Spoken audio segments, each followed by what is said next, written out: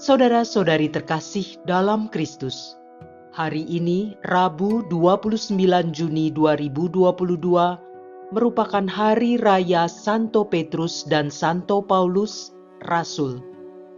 Bacaan dibawakan oleh Vincentius Johan, Mazmur dilantunkan oleh Skolastika Titi, dan renungan ditulis oleh Alit Paulus. Selamat menekuni Sabda Allah. Marilah kita semakin mengasihi, semakin peduli, dan bersaksi.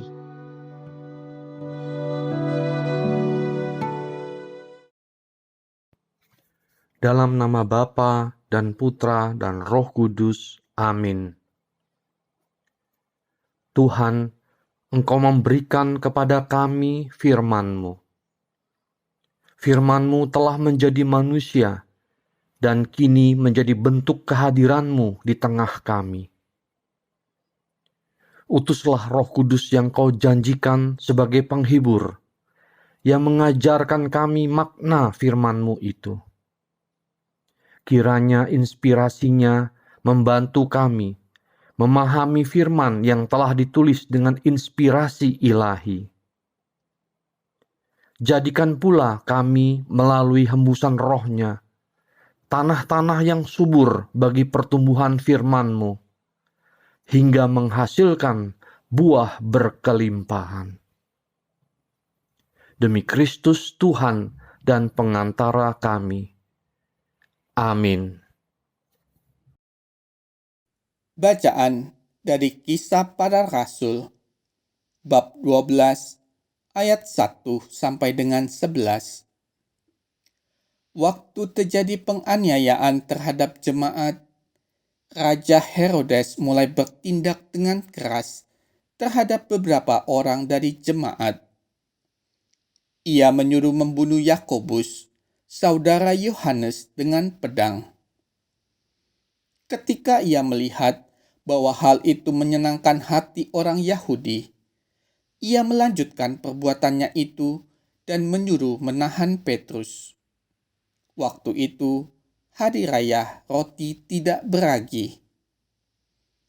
Setelah Petrus ditangkap, Herodes menyuruh memenjarakannya di bawah penjagaan 4 regu, masing-masing terdiri dari 4 prajurit.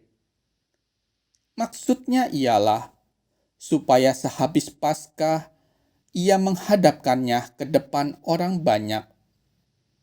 Demikianlah Petrus ditahan di dalam penjara, tetapi jemaat dengan tekun mendoakannya kepada Allah.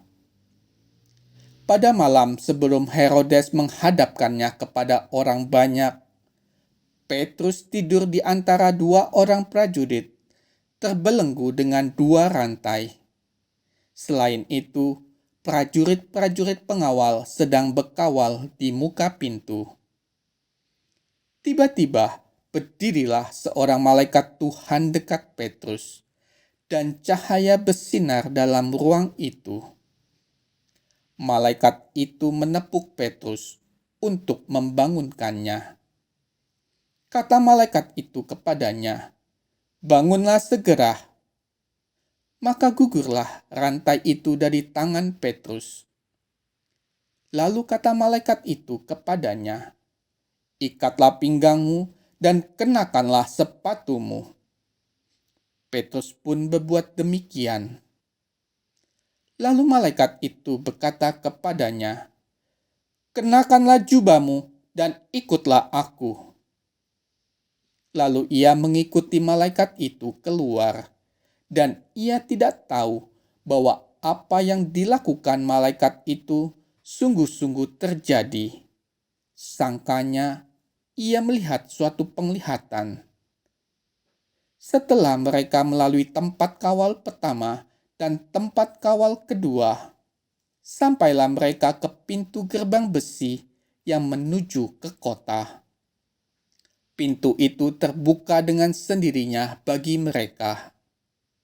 Sesudah tiba di luar, mereka berjalan sampai ke ujung jalan, dan tiba-tiba malaikat itu meninggalkan dia. Dan setelah sadar akan dirinya, Petrus berkata, "Sekarang benar-benar tahulah aku bahwa Tuhan telah menyuruh malaikatnya dan menyelamatkan aku dari tangan Herodes dan dari segala sesuatu yang diharapkan orang Yahudi." Demikianlah sabda Tuhan.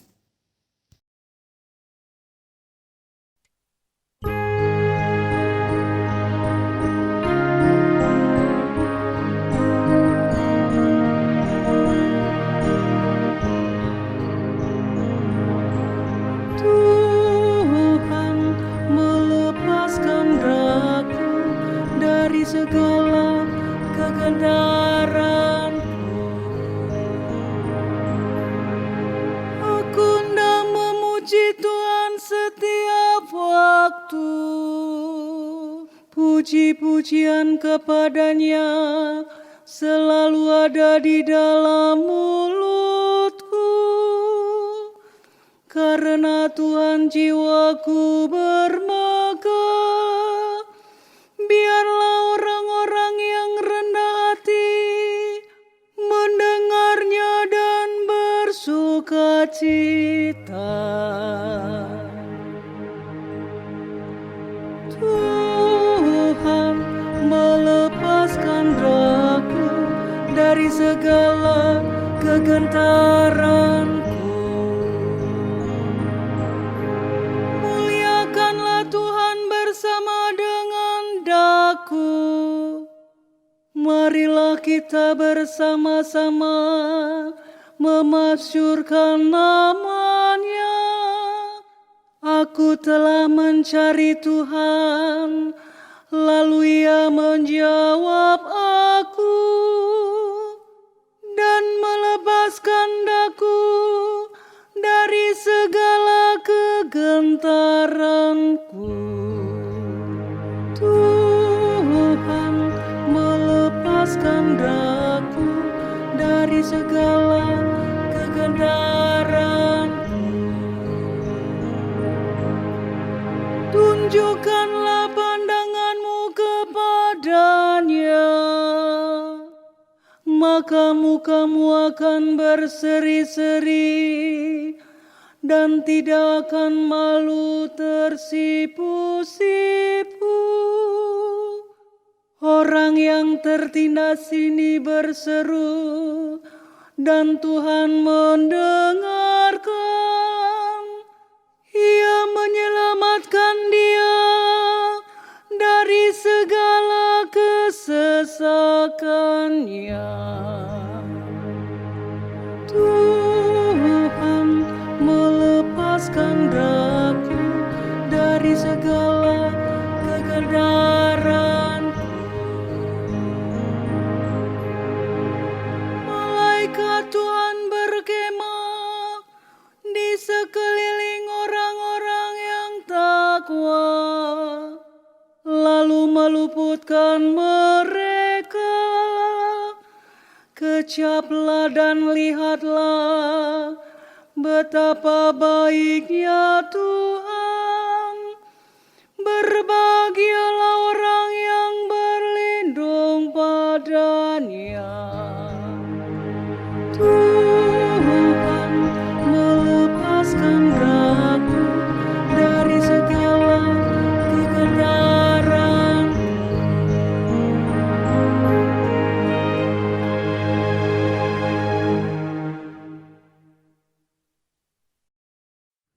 Bacaan dari surat kedua Rasul Paulus kepada Timotius, bab 4, ayat 6 sampai dengan 8, dilanjutkan ayat 17 sampai dengan 18. Saudaraku terkasih, darahku sudah mulai dicurahkan sebagai persembahan, dan saat kematianku sudah dekat. Aku telah mengakhiri pertandingan yang baik. Aku telah mencapai garis akhir, dan aku telah memelihara iman. Sekarang telah tersedia bagiku mahkota kebenaran yang akan dikaruniakan kepadaku oleh Tuhan hakim yang adil pada harinya, bukan hanya kepadaku, tetapi juga kepada semua orang yang merindukan kedatangannya. Tuhan telah mendampingi aku dan menguatkan aku, supaya dengan perantaraanku, Injil diberitakan dengan sepenuhnya, dan semua orang bukan Yahudi mendengarkannya. Dengan demikian, aku lepas dari mulut singa. Tuhan akan melepaskan daku dari setiap usaha yang jahat. Dia akan menyelamatkan aku, sehingga aku masuk ke dalam kerajaannya di surga. Baginya lah kemuliaan selama-lamanya. Amin. Demikianlah sabda Tuhan.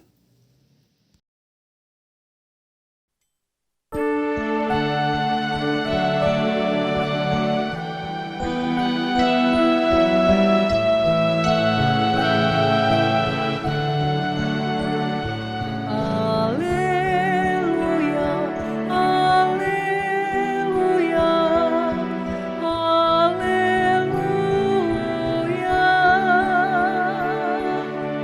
Engkau adalah Petrus, dan di atas batu karang ini akan kudirikan jemaatku, dan alam maut tidak akan menguasainya. Haleluya, haleluya, haleluya, haleluya,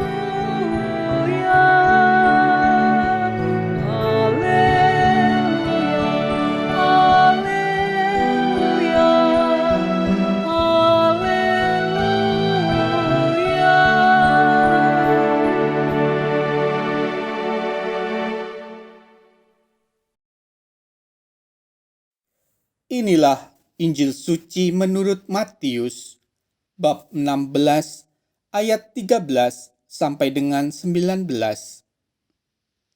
Sekali peristiwa, Yesus tiba di daerah Kaisarea Filipi. Ia bertanya kepada murid-muridnya, "Kata orang, siapakah anak manusia itu?" Jawab mereka, "Ada yang mengatakan Yohanes Pembaptis, ada juga yang mengatakan Elia, dan ada pula yang mengatakan Yeremia atau salah seorang dari para nabi." Lalu Yesus bertanya kepada mereka, "Tetapi apa katamu? Siapakah aku ini?" Maka jawab Simon Petrus, "Engkau adalah Mesias, Anak Allah yang hidup." Kata Yesus kepadanya, "Berbahagialah engkau, Simon bin Yunus, sebab bukan manusia yang menyatakan itu kepadamu, melainkan Bapa-Ku yang di surga. Dan aku pun berkata kepadamu, engkau adalah Petrus, dan di atas batu karang ini, aku akan mendirikan jemaatku, dan alam maut tidak akan menguasainya. Kepadamu akan kuberikan kunci kerajaan surga. Apa yang kau ikat di dunia ini akan terikat di surga, dan apa yang kau lepaskan di dunia ini akan terlepas di surga." Demikianlah sabda Tuhan.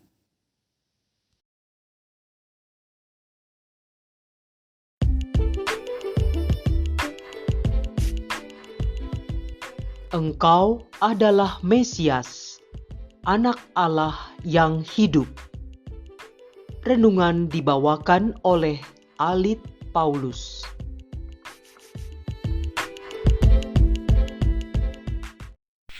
Selamat pagi Bapak, Ibu, rekan-rekan muda, dan anak-anak yang terkasih dalam Tuhan kita Yesus Kristus. Semoga pagi hari ini semua dalam keadaan sehat, tetap semangat dan penuh sukacita ya. Sukacita karena hari ini kita merayakan Hari Raya Santo Petrus dan Santo Paulus Rasul. Siapa mereka?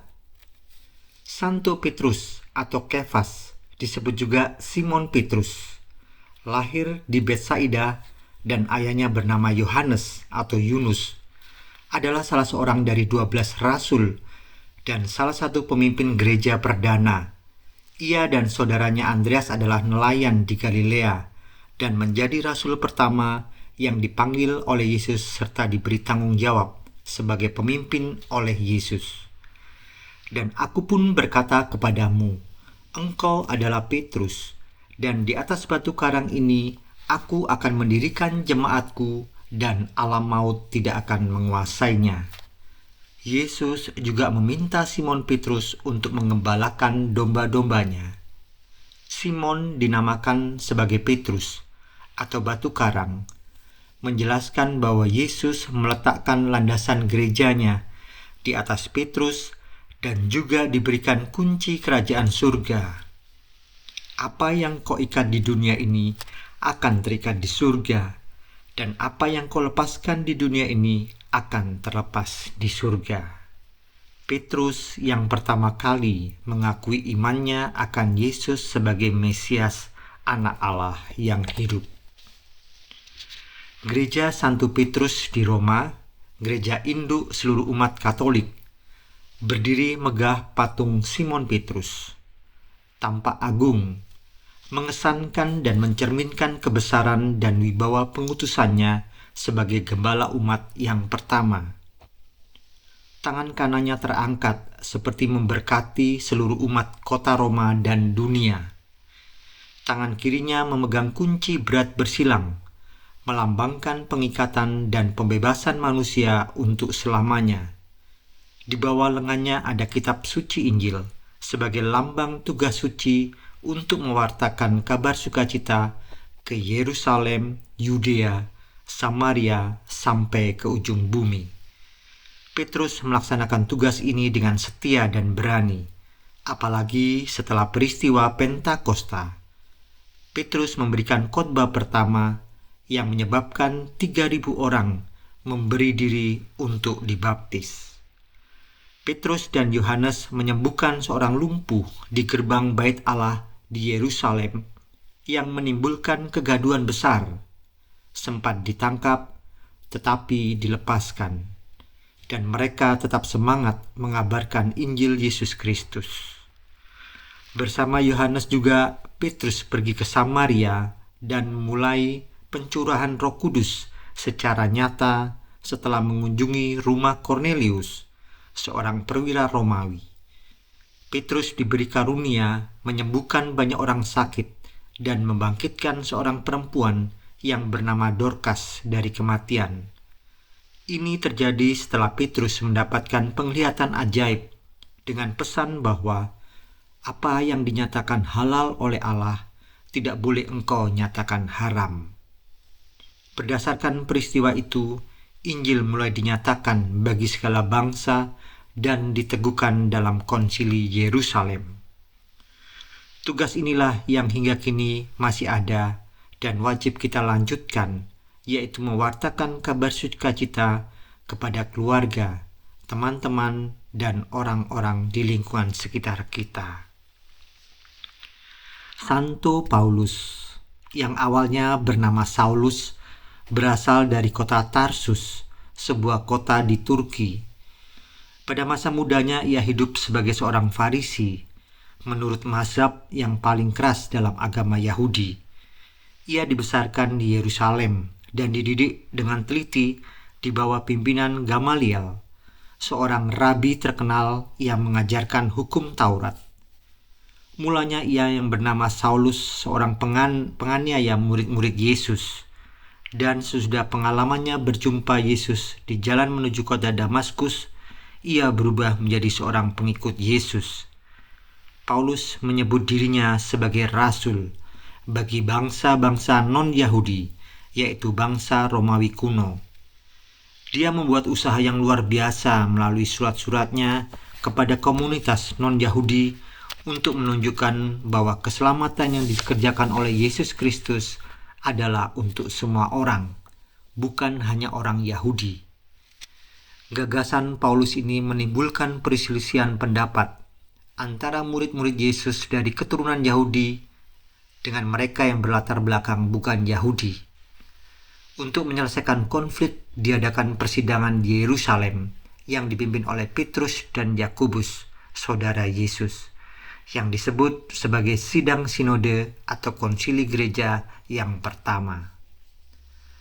Paulus dijadikan seorang santo atau orang suci oleh seluruh gereja yang menghargai santo, termasuk Katolik Roma, Ortodok Timur, dan Anglikan. Dia berbuat banyak untuk kemajuan Kristen di antara para orang-orang bukan Yahudi dan dianggap sebagai salah satu sumber utama dari doktrin awal gereja. Surat-suratnya menjadi bagian penting Perjanjian Baru. Perjumpaan Petrus dan Paulus bertemu dengan Tuhan Yesus lewat cara yang berbeda-beda juga kita alami bersama. Dan hal inilah yang membuat kita bisa bertahan hingga saat ini. Mengenal lebih dekat melalui pengajaran dan perbuatan-perbuatan yang dilakukan oleh Tuhan Yesus serta pengakuan iman Santo Petrus dan Paulus tentang Yesus adalah Mesias, Anak Allah, menjadikan semangat dan motivasi yang kuat bagi kita untuk melanjutkan karya keselamatan bagi banyak orang dimanapun kita berada. Marilah berdoa. Ya Allah, hari ini kami bersyukur atas hari yang baru dan bisa merayakan hari raya Santo Petrus dan Paulus, rasul-rasul-Mu. Semoga dengan kesaksian iman Santo Petrus dan Santo Paulus sungguh menguatkan dan meneguhkan iman kami akan Putramu Yesus Kristus, Juru Selamat kami. Amin. Dalam nama Bapa dan Putra dan Roh Kudus. Amin.